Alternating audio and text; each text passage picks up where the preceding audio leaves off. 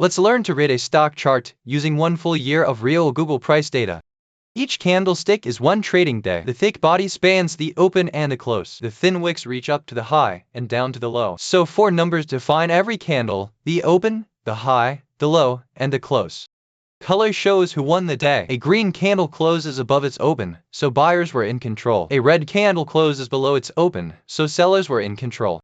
The wicks tell a story of rejection. On this day, Google spiked up toward 370, but sellers pushed it all the way back down to 358. That long upper wick warns that buyers failed up high.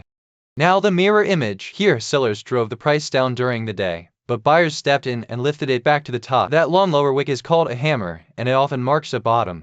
When the open and close are almost equal, you get a doji. The body nearly disappears. A doji means indecision, a balance between buyers and sellers, and it often appears right before the trend turns.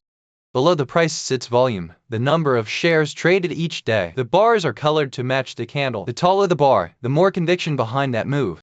Now step back to the full year. Google climbed from about $170 to over $400. Notice how the biggest volume bars line up with the most important turning points. Finally, zoom into the recent pullback. A heavy red bar on high volume signals strong selling. Selling peaks near the low. That is capitulation. Then a powerful green day on big volume shows buyers returning. Read price and volume together, and the chart starts to speak.